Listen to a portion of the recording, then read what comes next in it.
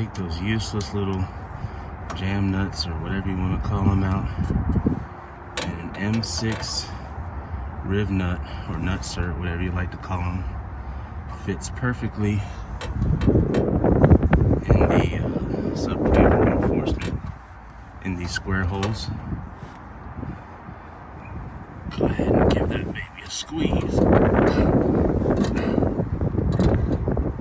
Make sure it's in there. Thread it out if you can. Hopefully I got enough room. Yeah, it's coming. And now, instead of those useless plastic jam nuts, you have a threaded nut for your splash shield, or if you want to mount a splitter, or whatever the case may be. And if I were you,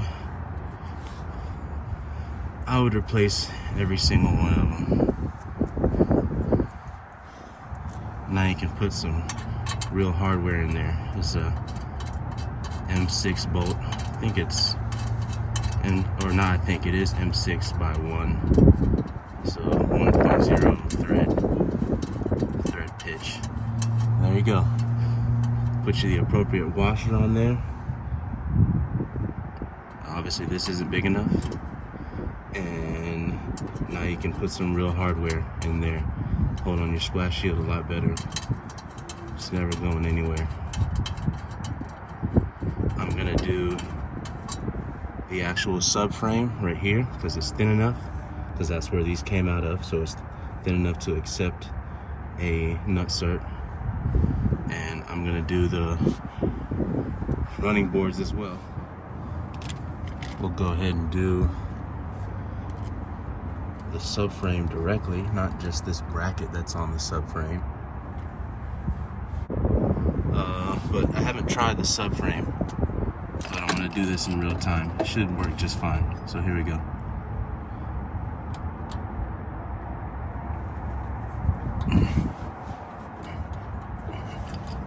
And it seems to have gone on no problem.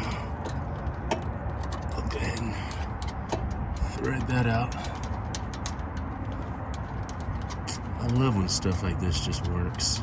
Freaking motorsport. Alright. Freaking high speed, low drag. Look at that. Now you can put real hardware in there. M6 rivnut. Rivnut, nutsert, whatever you like to call them. M6 by 1 threaded bolt. There you go. No more plastic. Death to all the plastic. Get rid of all the plastic crap.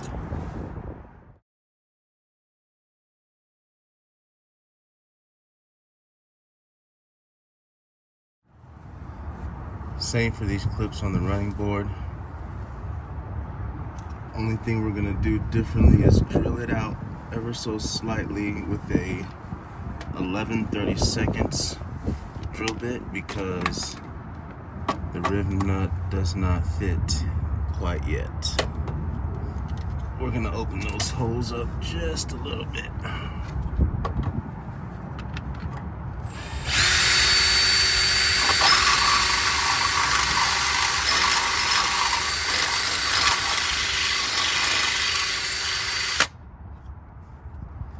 See if that's enough.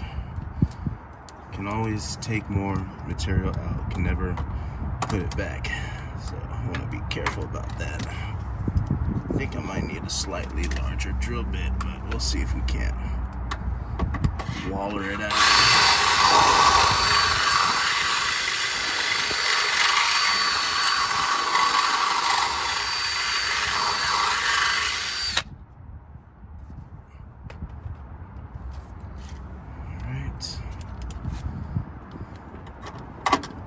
That fits in just beautifully.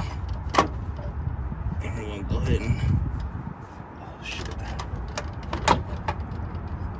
and squeeze.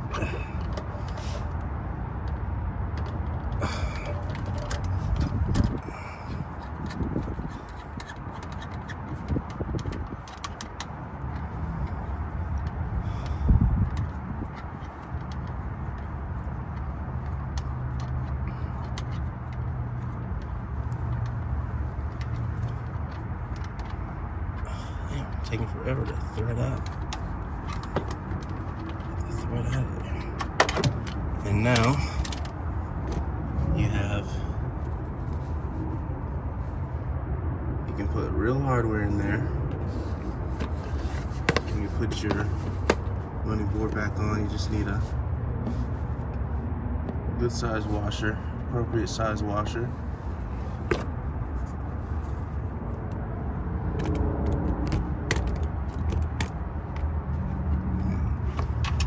Thread a bolt in.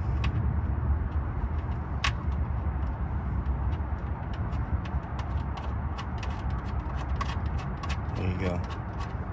So, shouldn't need a bolt longer than an inch, 3/4 of an inch even. I just get an inch, and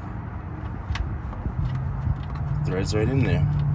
And do all the ones along the side of the car. I think it's like 2, 4, 6 to 8 on each side, and all the ones on the bottom of the car that I can see. Oh, these two.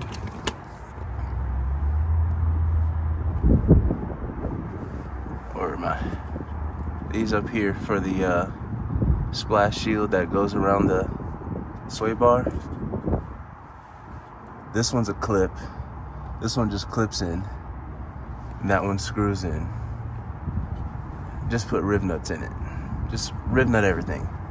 Just make everything a screw. Everything threaded so it can be tight and tidy and secure.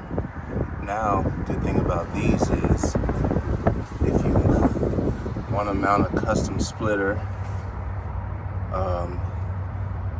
you could mount directly to the subframe and have it touching, or you could put some standoffs in these locations, like some male to female standoffs with an Allen head, maybe a 1/2 inch to an inch, depending on how much you need to space the splitter. And since these should be the same height all the way around, you can just get the same size standoff, like a 1/2 inch, I think. You know, just have the splitter like kind of away from this area. Or you could play with it if you have to adjust splitter angle. You could use 1/2 inch to an inch, a 1/4 inch, whatever you may need, depending on what angle you need for the splitter. Of course, you can adjust that in the front, but this gives you a hard mounting point. And if you wanted to mount your splitter directly to the rear of the subframe here, you have 1, 2, 3, 4, 5, 6, 7 mounting points for the rear of the splitter.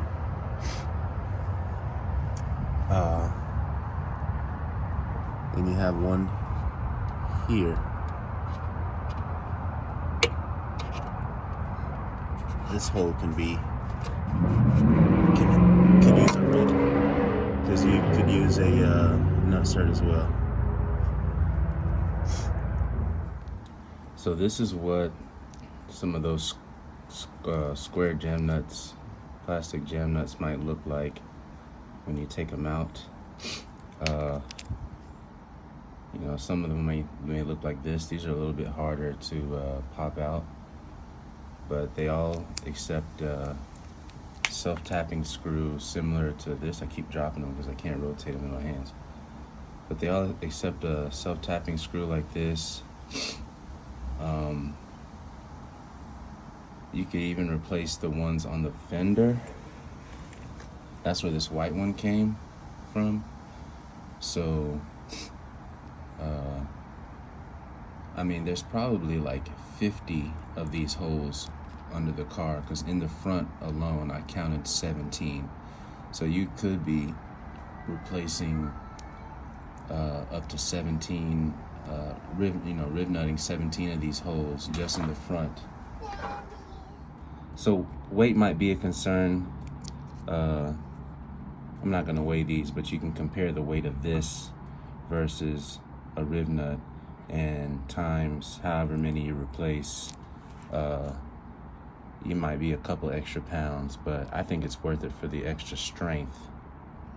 And you can, obviously the threads, once you use this once or two times, the threads are never the same.